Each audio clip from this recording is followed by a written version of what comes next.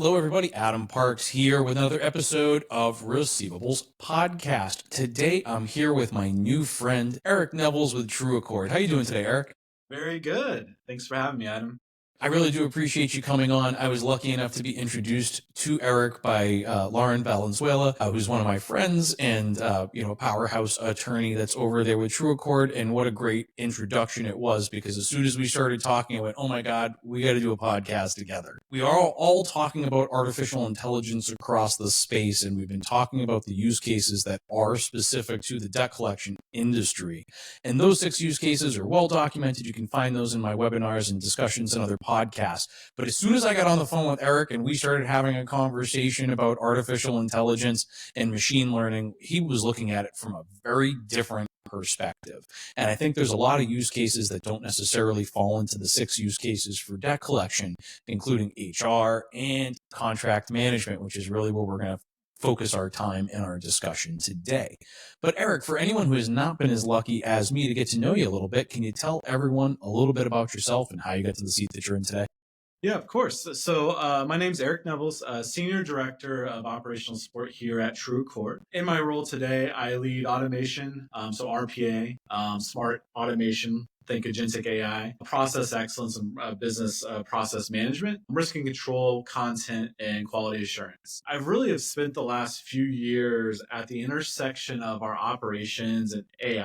I'm really working on how these emerging technologies can reshape everything from back office automations to front office automations, all the way to contract lifecycle management, which we're talking about today. You know, how I got here in my seat, my background is actually in legal operations. That's how I came to True Accord in December of 2019. So legal operations is maybe a somewhat emerging field just in all industries. But really, like to boil it down, it's how do you kind of turn a a legal department within a company or just a law firm into a business, Sure. working with technologies that exist, getting away from just, pen and paper that old school attorneys love to just digital transformations, right? Using the edit features on Word. I know these are small things, but like for attorneys, past generations, like this was a kind of a transition for them, right? And then, helping law firms and legal departments just run a P&L.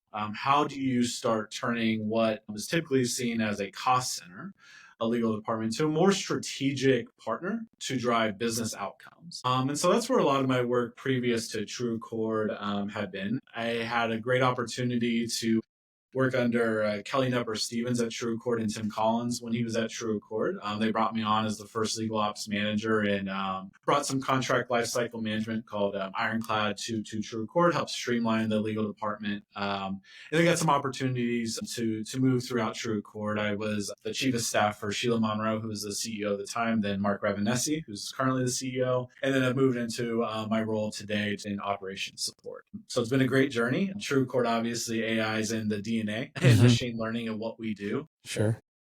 Digital debt collections, but truly omni-channel, and just continuing to push the needle for the industry as a whole. Fantastic. So I feel like our audience is going to know exactly who True Accord is, but for anybody who might not be familiar, for the creditors watching, help us understand what is True Accord and what makes you special. Yeah, so True Accord is a third-party debt collection agency. We've been in business for slightly over a decade. We use patent algorithm machine learning called Heartbeat to send out collections communications via email and SMS. We also do outbound dialing as well, but truly a digital-first omni-channel debt collection agency. And what we've found is consumer prefer digital. That's where they are. They're on their phones. They're in their inboxes, and have had really great results liquidating and collecting debt. I would say that, the digital first and using machine learning and AI, True Accord is a large market participant, and probably about 96% of people who pay their debts with True Accord don't ever actually interact with a human being. I think that's kind of the magic of digital, allowing people to meet them where they are, to self-serve it and make payments and create payment plans on their own.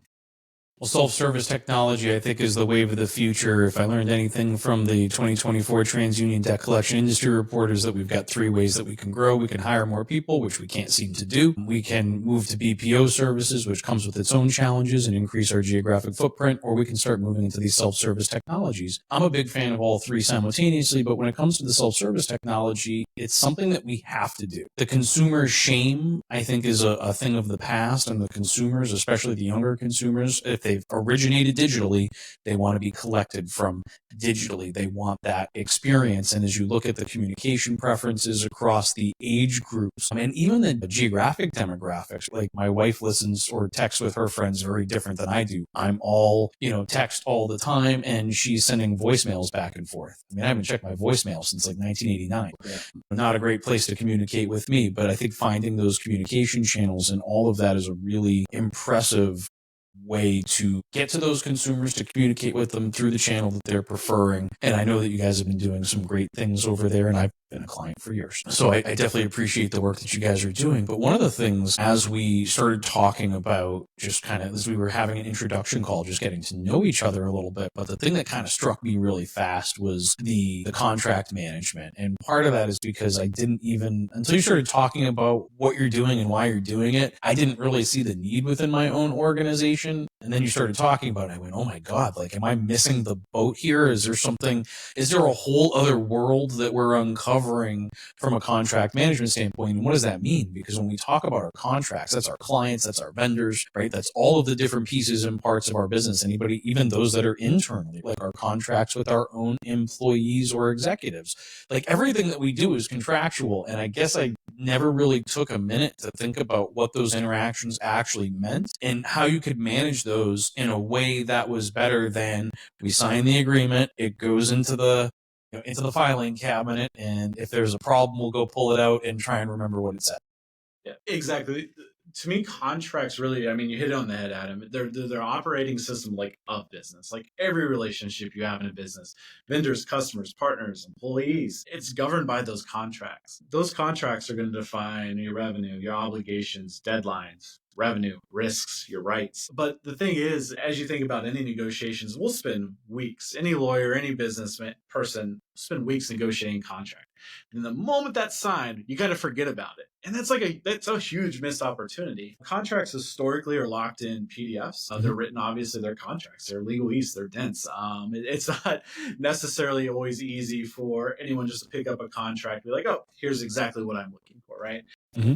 And then depending on your size of the company you're with, sometimes they're not even tracked at all, or they're tracked manually on an Excel spreadsheet. So I think there's just such a huge opportunity with AI and technology and automation where we're at to really start using contract and that data in a smart way. And also just the time to get a contract done quicker, because especially if it's a sales contract, like every day that it's taking another turn, that could be revenue that's being missed. And we've all been there where contracts take way longer, and before you know it, maybe the opportunity is gone.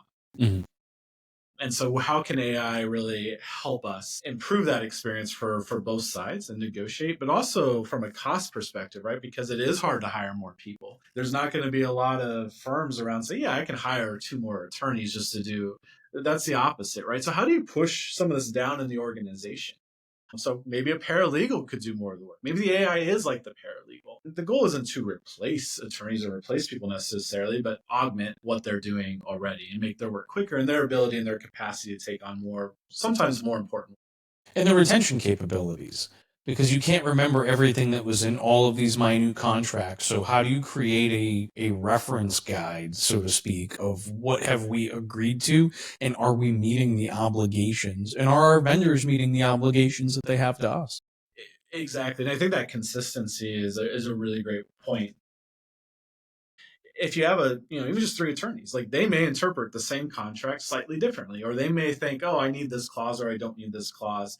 And so you start losing some consistency there where AI can really help you, and you can get those playbooks. Also, you can run that against, have an LLM running against your policies and procedures anyways to ensure that nothing in this contract is a flag or against what our policies are. And if they are, flag that, let me know. And then that's where the human can really come in. And that's where the attorney comes in and can make those decisions. And so AI, at the end of the day, is not going to make these legal decisions, but it's going to help you get there. It's going to tee it up. And then that the person for your organization, outside counsel, whoever that may be, to make that decision allows them to actually just focus on that and say, do I need to make an adjustment here? Is this okay? Or do I need to redline this and send that? It's the exception reporting that's become so key as we've looked at different ways to leverage artificial intelligence across our businesses. And I would liken it to listening to calls, right? The compliance tools that are listening to the calls ultimately are kicking out the exceptions that require human intervention, that human oversight for a particular item. And then what does that mean? It sounds like you're doing something pretty similar. You're just doing it in a different area of the business that is just as mission critical. Yeah, exactly. These tools, 100%, you're going to have what's called like clause libraries. Like, here's all my different clauses for different areas of the contract. So maybe a vendor sends in an agreement that contains an indemnity clause that isn't approved, isn't something we approve by. Like, AI is going to, that's that exception that you're talking about. Like, AI is going to highlight that. Let's take a look at that. And then the bonus points are, of course, that the system can not only flag that, but hey, here's some suggested preferred language to replace maybe that risky clause. And so that's just right there, instant benefit for that exception right there.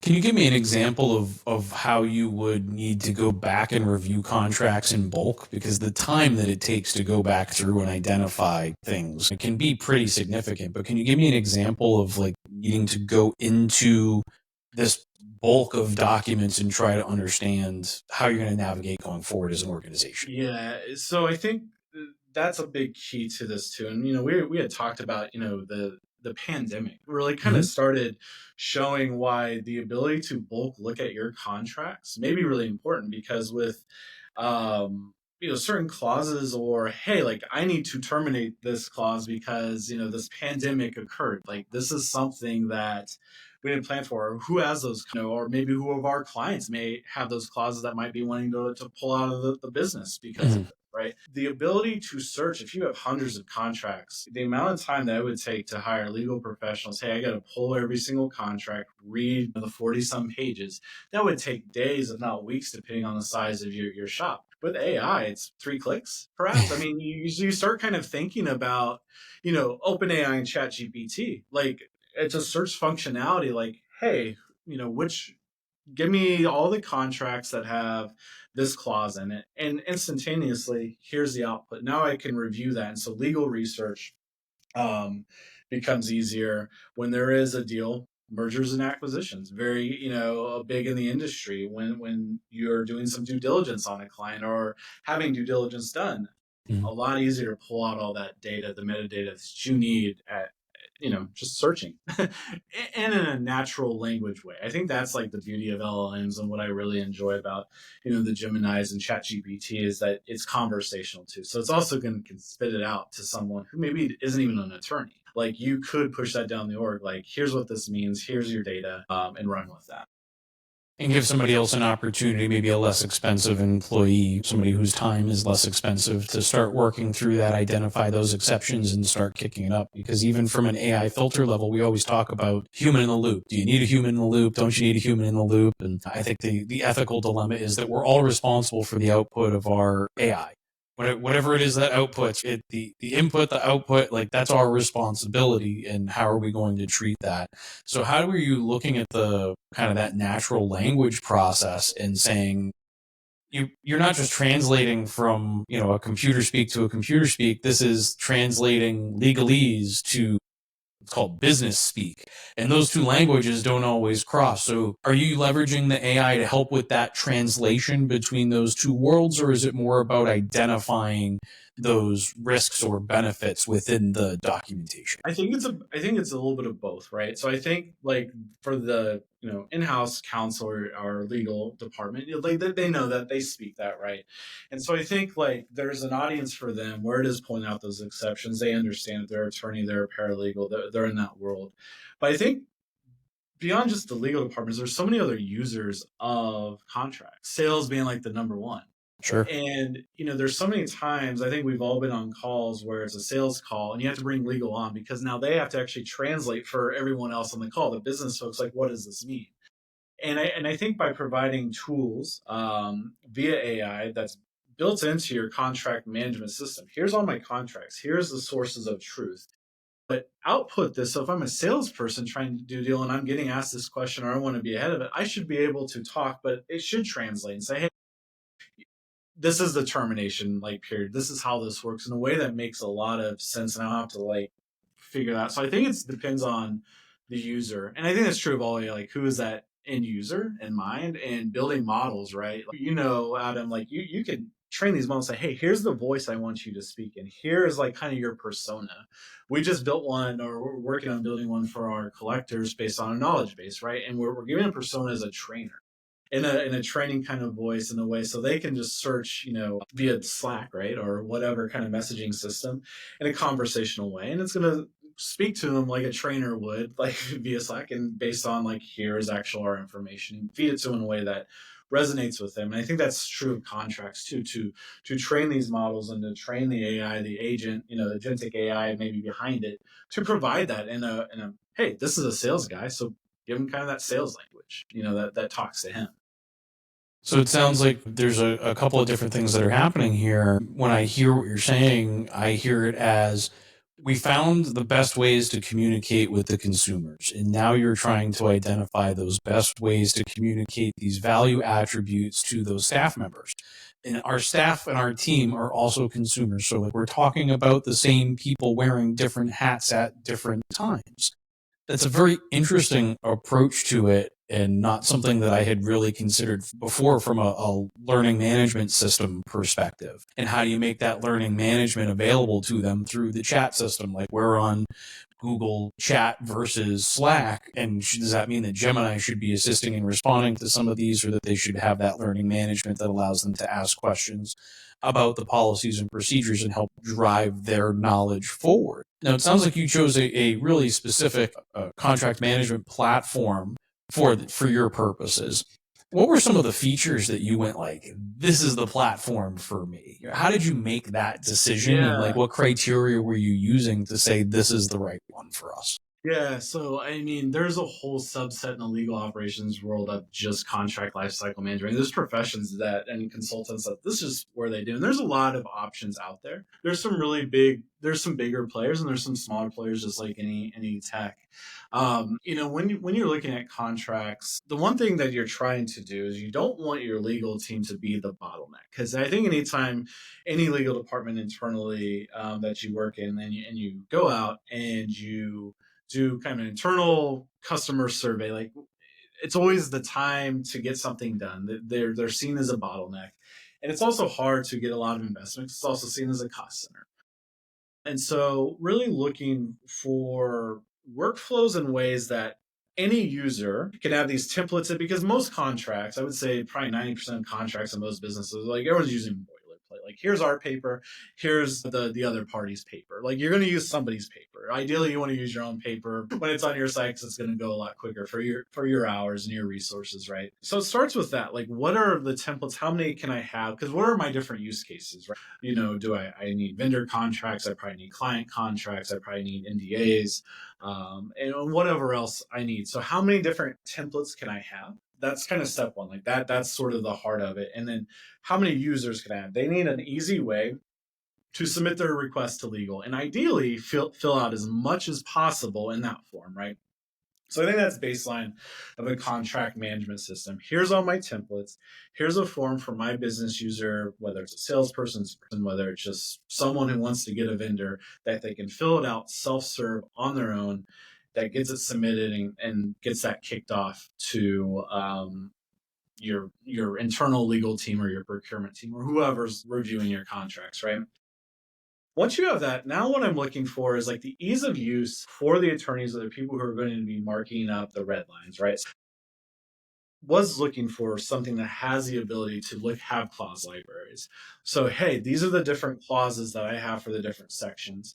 So if it's lacking, if it's on someone else's paper, I need to add that in. I can just kind of drag and drop it in. Boom, it's done. Here's our standard language, right? But then on top of that, you're looking for something that does have some intelligence with it. So I want something that is going to take that first step and read my contract. Just take a look at it, flag those exceptions right away from the get-go. Is there anything that the attorney needs to be flagged? Right? What do I need to look at? And are there any issues I need to redline? Now, this more happens with someone else's paper because you just don't know what's on there, right? But even internally, once it takes a red line turn and it gets sent back, like that's where that becomes really, really important. So having AI be able to do that, because now maybe I can hand that to a parent and I don't need my attorney to do that. Like maybe that person's able to do a lot more of this back and forth.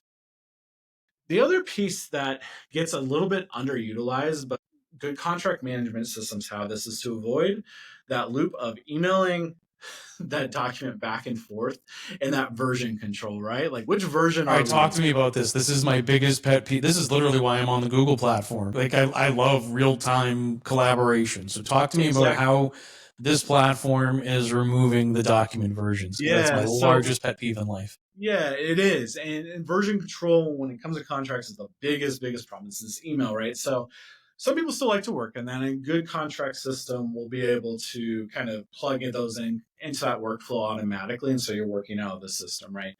But what the system we use is called Ironclad, but many others have this, is the ability to share. So it's almost like, think of it like a Google Doc, right? Where it's like, hey, I'm going to share this with you, this link, and you're actually going to come into our system. And so we're actually going to be able to redline and comment right here in my system. So I shouldn't have to email back and forth. It's truly collaborative.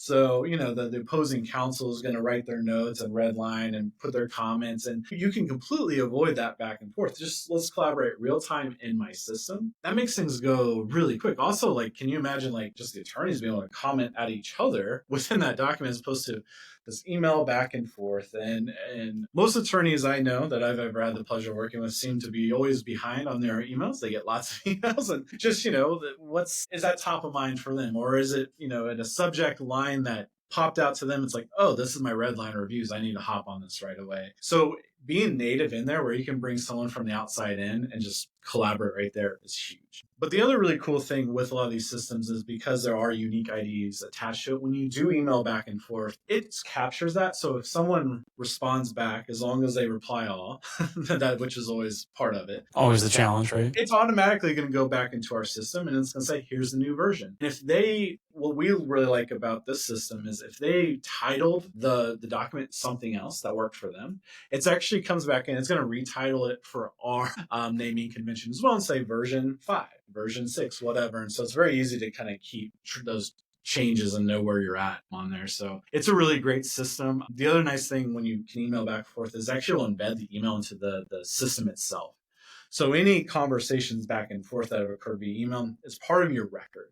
So it really is, it is kind of CRM-esque, only just specifically for the contract, right? And then it can connect to, the other thing you're looking for is contracts get amended. How do I now? Because we've all seen those, or hey, new SOWs keep getting added to the all these addendums and that chain. Yeah, this will then connect those. So you say, hey, this is the whole thing. These all connect and have a timeline, and so I can connect these things together. Even the NDA, like you kind of forget, but it's like that's important all the way through. Like this is the whole deal, and here's the connection of anything that comes off of that, because when it's going well, hopefully you have multiple SOWs that are getting attached to that MSA and amendments, and it makes it easier as new regulations come out, right? We had a project a few years back around data where we needed to get data amendments added to a bunch of client contracts. This is a great example where AI would really, really have helped back then, because, hey, which ones are lacking this? Give those to me, and how can I send them out in bulk in a way that and get those signed really quickly and add them back in just right here. So boom, it's done. This is all fantastic. So let me ask you the killer question. I got a personal question here, really, but my question is more related to. So let's assume that myself or somebody watching has decided, like, oh my God, like Eric has figured out the next step that I need to take in my business in order to get myself truly organized. And let's not even forget to mention how important this is from a mergers and acquisitions standpoint, because having all of your documentation together and all of these contracts together is a major part of due diligence from a mergers and acquisitions standpoint, and having all of this together can materially impact the valuation of a business. So let's pretend for a minute that we have identified a need within our organization to deploy something like this. What's that first step look like in a journey of 1,000 miles? Yes, it is a journey. I think you first of all need to get with all like the right stakeholders internally, right, and get the buy-in. So it's always a misstep to not talk to your tech team, your product team, your IT team, just to make sure we're getting the right tooling set, right. So getting your internal stakeholders is kind of small working groups. Step one, just to make sure, hey, there's buy-in. Make sure that also what you're chasing. What are the success metrics look like? And in contract management, it's like, what does that look like? And so part of what we did when we brought on the contract systems, like, hey, here's currently like how long from the first time legal got the contract to when it was signed, like here's the amount of days, right? And then this is so a creditor. Notice you didn't say minutes, you said days. Here's the amount of days. Exactly, days. Like, because you are talking days here. Yeah, it's not a minutes thing; it's days. And so, if I can cut off days off of this and get that revenue in the door earlier, like that could be a success metric. It could be the amount of hours that your in-house counsel is spending, right? Like that could be a metric.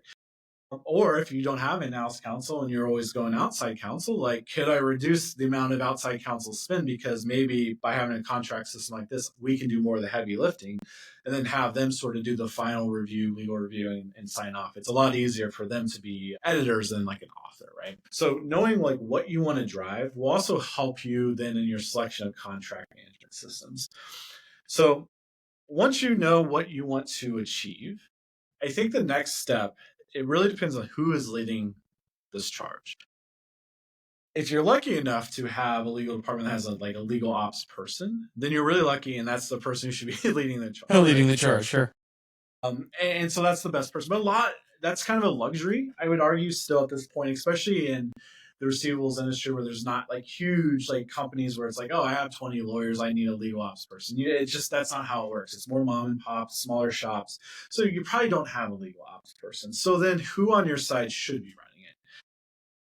I've worked with, Lauren Valenzuela is one, Katie Neal here at True Court, and even Kelly Nepper Stevens, like are all more tech savvy attorneys.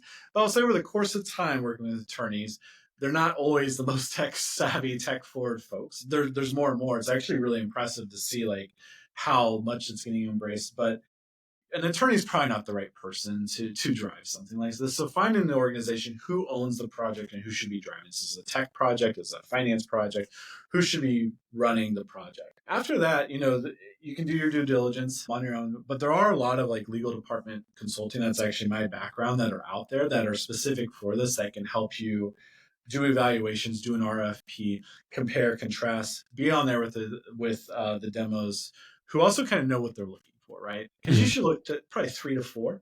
What is that? What are we looking for? And what's the best fit for us? I think those dollars actually could be really valuable, not so expensive, and then they can help with the implementation. And so once you select, then the implementation part, what we found is it's actually not a huge tech lift generally internally. It's just getting it on, probably getting your SSO signed up.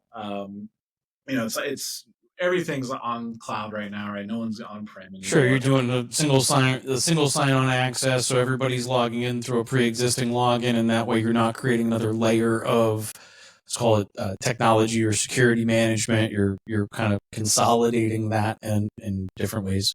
Exactly. Once you get that infrastructure, that's where you're going to probably need your IT team and folks in InfoSec to help set up. But at that point, a lot of these are kind of low code type of setups. So a lot of times, most of these contract management will say, okay, part of the onboarding is we will help implement it. We will give you the tools. We will give you the training to kind of set up your first few workflows. And then it's sort of train the trainer type of activity where you just have to know who is that person in my organization who owns this. A lot of it's not set it and forget it because as your business gets more complicated or as you need to add new template types or you need to make tweaks, like someone needs to own that internally, like, and that's how you'd want it. You wouldn't want to, hey, I need to email my contract management provider every single time I need to make a change. You want the low code, I want to own it, and just make sure you have that ownership. I think like that's at a high level of how you get there, and it is a long journey. And I think you kind of piecemeal it. What is the most important contracts initially, and you go from there to set up. And ideally for us, like NDAs is like a really nice place to start because it's probably the contracts that fly around the most. Yes. internally. And they're Well, like, before you're even having a sales conversation, you're no, signing an NDA, right? So exactly. it's just part of the process. Part of. And so on those, like, you really don't want attorneys involved with NDAs. Like, those should be so standard that those are like the easy, quick hits. Like, no, like anyone can send this out as long as this is the criteria and this is where these systems can help. Just run it. Like, the salesperson should be able to just sign it, right? Like that a lot. It sounds like you have looked at the various aspects of the contractual process within your organization, found those opportunities to digitize it with a focus on the ability to recall information. And that's where I think it really starts to get valuable is you work with the same client for 10 years. You don't remember what that contract was and how do you maintain the updates to those clauses that you're applying to other new contracts. And that contract management process, I think, often gets forgotten until you go to sell your business and somebody's finally going through all the contracts to cross the T's and dot the I's and realizes that, like, hey, well, we don't have clause X for this agreement or clause Y for that agreement. And what does that ultimately mean as an organization? Now I'm going to have to go back at a point where I need something versus proactively managing those changes, whether it be on an annual basis or whatever your organization's flavor is. But that's a really interesting approach. Is there anything else that we should really be considering as we look at contract management as a function of our business and rather as a function of our business than as a byproduct of the other things that we're doing? Yeah, I do think it's a function of the business. I think the other thing that we haven't talked a lot about is like just like then the data within the contract, like the deadline tracking alerts, because we've all probably signed up for apps or services like, oh, you need to cancel that, right? Well, contracts and like companies are the same. Like, oh, my notice period 60 days. Like, if you miss that period, like you might be just signed up They're for paying another for year. You nothing. might have, yeah. Yeah. And so, like, I think those outputs are really, really important. Like, what lives in the data, and like, what can I extract from that? Because there's some interesting like metrics in there. It also could help you with some risk profile as well. And True Accord, we announced last week the acquisition of Century Credit, right? And so you get a new set of contracts that we probably need to analyze, but you also have perhaps with our vendors. We had a few of these that we actually owed it. We need to notify them. And again, another example of like where you can quickly like search these things and find those out where otherwise are you reading through 100 contracts. And are you spending money that you don't need to spend? Now you're paying for things that are going to be handled by the mothership versus the sub entities. And what does that ultimately mean? And how do you do that at a fast pace? Because the speed of an A is directly related to the value of that transaction. Yes, exactly. I mean, it's just so valuable. And I think the takeaway are like, as you think about AI and just contracts, I mean, we've just spent so long in contracts. I mean, contracts law is very old, decades using contracts to kind of define work. But like AI is in a place where it's finally helping us like manage and act on that as well. I think that's what's really important. And how do you make this a strategic place? How could you make your sales contract turnaround time super quick? Because that becomes a strategic advantage. If also, just quite frankly, third party debt collection agency, like we're a vendor to folks. And so if we're just like easier to work with because we have our stuff together, that gives you some sort of advantage. Like it just does. It's a competitive advantage. I would argue that is a straight up competitive advantage, right? It makes you different. It's sustainable. And that's a pretty big differentiator. It is, yeah, exactly. And so I think it's such a niche kind of part of business, but it's just every business deals with this. There's contracts flying around everywhere, and so it's just such a nice way to use the technology. And it's contracts are perfect. Again, they're PDF, they're OCR generally. Like it's perfect for AI to read these things and translate. I mean, it's just such a perfect. It's teed up in the best way. Like how often do you get like here's this beautiful written thing that has everything you need to know, and everything about this relationship is contained more or less in this document. What a powerful tool like AI can be to help us quickly figure that out. And more contracts I'm seeing, 100-page long of it. That's hours of, not cheap labor when you're talking about attorneys reading that. not only the amount of time that it takes, but what are you actually able to retain when you read in that volume? So as I sit here and I read 100 pages of legalese, am I really only pulling out a handful of items that my brain is capable of remembering throughout the process, or what does that really look like? And that's why it's not just the time that it takes to read 100 pages, it's the time it takes to retain what is happening within all of these documents and then being able to reuse them. I mean, you just think about like a finance. I mean, because there's so many people who want to look at these contracts. Like a finance team could get a digestible summary of payment terms and for that they just need for forecasting or whatever. Like that's all I need. I just need like these three things, but I don't want to read a 47-page document. Like this is where like it's just perfect for bullet point summaries or however you want to set it up for whatever teams you need. Like it's just a perfect tool and a perfect time to really kind of invest in this, I think. Eric, this is amazing. Every time that I have a conversation with you, I feel like I walk out of it not only energized, but understanding some new ways in which I can approach not only my own business, but the business of those around me as I put on my consulting hat. So I really thank you so much for coming on and joining me today and sharing your insights and your knowledge. Clearly, this is an area where you have a lot of knowledge and, quite frankly, a lot of passion. Thank you so much, Adam. It was a great conversation, and I hope we can do it again. I very much look forward to finding some other opportunities for us to do another session together and talk about some of the other incredible things that you're working on over there at TrueAccord. Thanks so much. For those of you that are watching, if you have additional questions you'd like to ask Eric or myself, you can leave those in the comments on LinkedIn and YouTube, and we'll be responding to those. Or if you have additional topics you'd like to see us discuss, now that I've got this legal operations expert within my ecosystem to have these discussions, you can leave those in the comments below as well. And I bet you I can get Eric coming back at least one more time to help me continue to create great content for a great industry. But until next time, Eric, thank you so much for coming on and sharing today. This has been fantastic. Thanks so much. And for those of you watching, thank you so much for your time and attention today. I really do appreciate you, and we'll see you all again soon. Bye, everyone.